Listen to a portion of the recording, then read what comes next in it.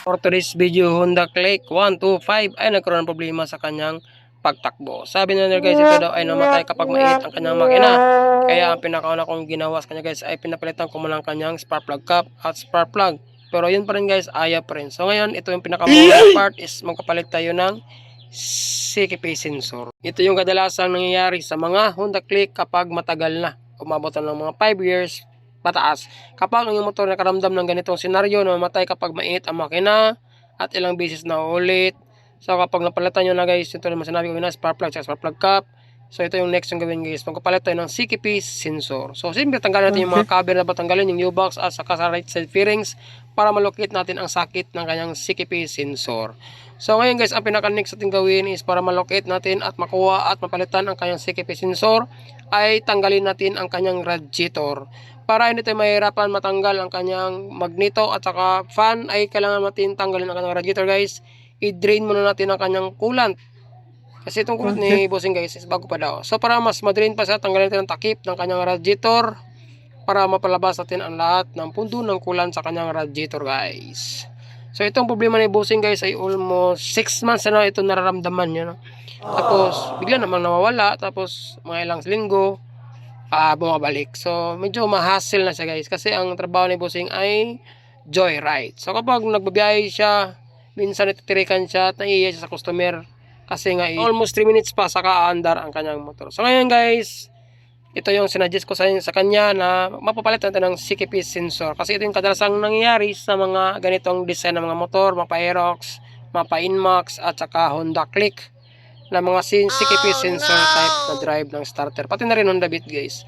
So tanggalin mo lang natin yung mga 4 na bolt na connect sa kanyang radiator guys, yung mga part na yan. Sundan nyo lang video para makita nyo kung saan mga bolt ang mga tinanggal ko. Sasakan natin mahila ang kanyang radiator. Basta tandaan nyo lang guys kung anong tinanggal natin ng una, yun ang pinaka huling ibalik natin. Tulad dito guys, diba? Tinanggal natin yung cover. Siyempre cover yung last na ipabalik. So next naman ang kanyang radiator. So yun. So makita na natin ang kanyang fan. So meron 3 bolt yan guys na 6x15. Tanggalin natin yan. So kahit kayo kaya nyo mag-DIY guys. Kapag nakita nyo ang video ito, madali naman siyang sundan guys na. Kung may katanungan kayo regarding sa video ito or related sa video ito guys na gusto nyo malaman is mag-iwala kayo ng comment down sa ibaba. Tapos ito guys, tatanggalin natin. Next, tanggalin natin ang kanyang nut. Siyempre sa likod ng kanyang nut is meron siyang washer. Kailangan natin tanggalin ang kanyang washer guys para mapasok natin ang ating puller ng sakto at siyempre matirahan natin ng brake fluid. Before natin tanggalin ang magneto guys, medyo may kalawang pa yan sa loob ng kanyang shafting. Huwag nyo lang madalin guys. Lagyan nyo muna ng brake fluid na after 5 minutes ibabad nyo ang yung shafting para matanggal yung kalawang sa loob ng shafting at hindi kayo mahirapan tanggalin ang magneto. Kasi ang magneto guys, once na first time pag matanggal, napakatigas niyan. Po much better, huwag nating madaliin at ibabad natin sa brake fluid. So yun lang guys, diba? O, yan, tulad yan, natanggal na, diba? Kadalasan kasi sa iba, nasisira ang magneto kapag naglalagay ng puller at tinanggal agad. Kapag pili na medyo matigas, pipilitin. Pero yun ang nangyari guys. Kaya before natin tanggalin ang magneto, maglagay muna tayo ng pampadulas. Kahit anong pampadulas guys. Kahit mga rust remover, mga WD-40, brake fluid, yan. Basta ibabad nyo lang ng mga 10 to 5 to 10 minutes. Yun, matatanggal na ang ating magneto. So ito na guys, tatanggal natin ang magneto. Makita natin ang buong stator. Malapit na tayo sa katotohanan guys. So almost 5 years pero ganito ang itsura ng kanyang magneto guys. Di gaanong madumi. Yung brake fluid na nakapenetrate na siya shafting. Kaya hindi tinahirapan matanggal ang kanyang magneto. Sa kanyang stator guys, mayroon 3 Allen bolt na 6x25 ang haba o 6x20. Kailangan natin tanggalin yan. Pag matanggal natin ang 3 bolt na yan, matatanggalan natin ang ating stator. Pero hindi natin mabunot yan guys kasi nandun pa ang kanyang CKP sensor sa ilalim. Ang kanyang CKP sensor guys. Mayroong bolt din yan na Allen na malapad. So hindi natin matanggal yan kung hindi natin tatanggalin ang ating CKP sensor. Nasa ilalim po ng stator, nakalocate ang kanyang CKP sensor guys. So meron tayong 2 bolt, tatanggalin mo na yung plate, yung stopper ng ating wire para hindi masagi ng magneto. Tatanggalin muna natin yan guys. Tapos ito guys, 1 bolt na Allen sa ating CKP sensor. Saka natin mabubunot ang ating buong stator assembly. So, ganun lang. Oh. Yun. Pa-counterclockwise po pagluwag niyan. Sabay natin hilain palabas. Siyempre, kailangan natin linisin itong stator guys. No? Para masaya naman si bossing. Kaya bugahan na lang natin ang hangin. Hindi siya masyadong madumi. At saka walang leaking din na oil sa likod ng kanyang magneto. So, yun. Tanggal na natin siya, no? Tapos, yung sakit sa ibabaw. Sa ibabaw guys. Kailangan natin tanggalin. Yun. So, pinutin na natin ang sakit na yan. Matatanggal na natin ang ating sakit ng ating buong stator assembly guys. So, yun. Nakawala po ang kanyang sakit guys. Hindi nakakonect sa ating stator. Kaya, matatanggal natin yan. So, ito na po ang kanyang stator guys. Sa ilalim na bahagi, dito na nakalocate ang kanyang CKP sensor. Merong bolt dyan na dalawa sa kanyang CKP sensor guys. May sariling bolt ang CKP sensor. May bolt din yung kanyang harness. So, yan po ang CKP sensor guys. Kulay itim na parang plastic. So, yan po ang papalitan natin. So, merong bolt yan sa ilalim. Tanggalin mo natin yung bolt niya guys sa ilalim guys. Tapos meron din isang bolt dyan, yung ma-bolt na yan para sa kanyang guide ng kanyang wire. Itong stator na guys, almost 5 years pa pero napaka-goods pa, no? Di ba siya masyadong madumi? Dito lang ang iba na napakadumi ng kanyang stator. Kasi nga, kapag nag-leak ang oil, ay hinahayaan lang nila ang oil guys. Kapag ang oil nag-leak, dapat palitan nyo na agad ang oil seal para hindi yan matahanan ng mga alikabok. Yan po ang nakakadumi ng ating stator. So, natanggalan natin ang kanyang bolt. So, yan guys. Yan po naka-lock ang kanyang wire guys. Tapos, meron din yung bolt sa ilalim. Pasensya na guys. May ngayong sisiw ng aming kapitbahay habang ginagawa ko ang pag-voice over nito. So, ngayon tanggalin natin ang kanyang bolt. Kahit kayo guys, kaya nyo itong gawin, no? Napakadali lang po magpalit ng CKP sensor. Kasi nga, kapag meron kayong mga tools or wala kayong puller guys, manghiram lang kayo ng puller. Yun, no? Yun lang kadali kung paano bunutin ang kanyang sensor.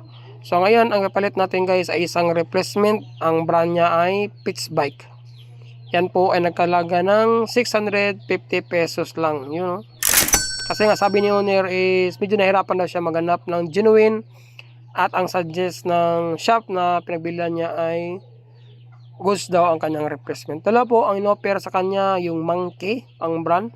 Monkey Racing ang brand na sa mga 1K plus. Pero ito yung pinaka-affordable ang Pitchbike kasi nga ang suggestion ng tindahan is 427 itong Pitchbike na brand daw guys. So since mura lang naman siya, nasa mga 650. Tapos natawad pa ito ni Busing guys ng mga 600. So kung paano siya binunot, kung hindi na paraan, kung paano natin siya ibalik. Hindi naman kayo malilito dyan guys kasi meron naman yung butas sa lagay ng bolt kung saan nakasentro ang bolt niya. At syempre yung tatlong paa ng kanyang sensor. So, mas maigi guys yung insulator talaga ng wire is i-full nyo sa wire na yung wire nakita guys, yung nakahubad. Kasi inulit ko po ang paglagay niyan kasi nga, ang ginawa ko is sinalpak ko yung cover na kulay itim guys, yung sa wire na nakahubad para mas close talaga siya. Ngayon ibalik na natin ang bolt. So yan guys, nakasentro po ang bolt na yan. Yan po ang position niya. Mas maigi sana, no, kung mayroon kayong mahabang oras, linisin nyo ang kalawang sa kanyang stator guys, yung kung saan dikit yung kanyang magneto. Yan guys, so yung mga kalawang na yan, mas maigi is kung wala kayong brush, pwede rin liha. Ang importante is malinis yun siya guys, para maganda yung detect ng kanyang kurente sa kanyang magneto.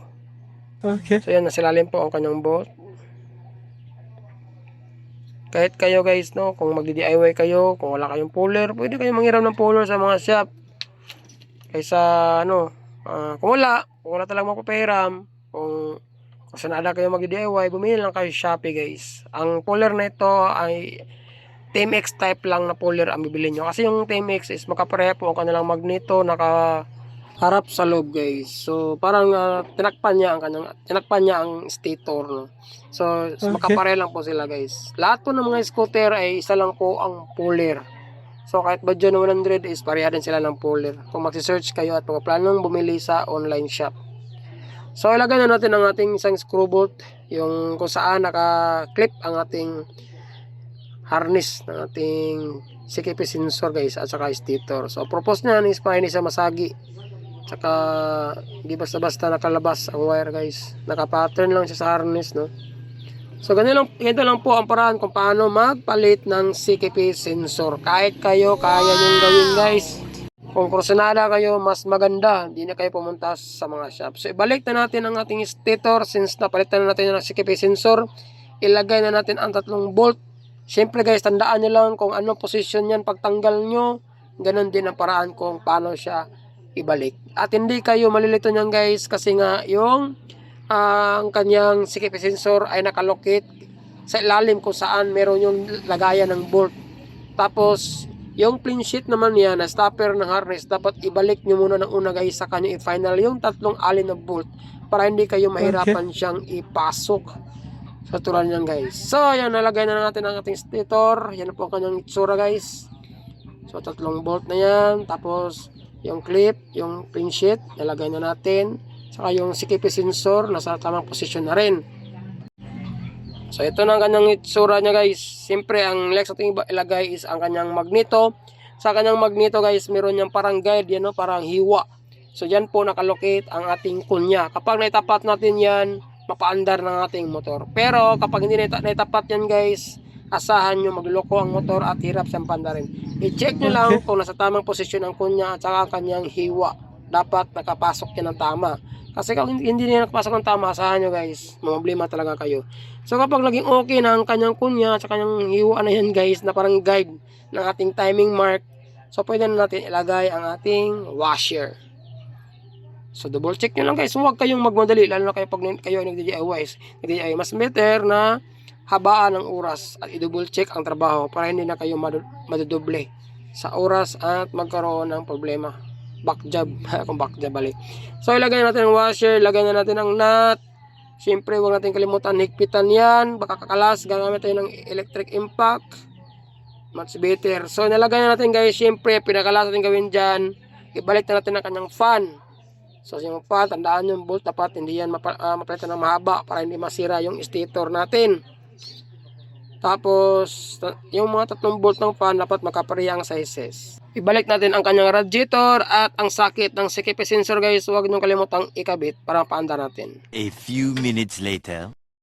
So ito na guys, nakabit na natin ang kanyang radiator, nalagay na natin ang kanyang coolant at syempre paandar na natin ang kanyang motor para matry natin guys kung 1 clicks ba. 1 clicks. So natin guys kasi at paandar natin ang kanyang motor. Let's go! Zero? Sige na, zero dito.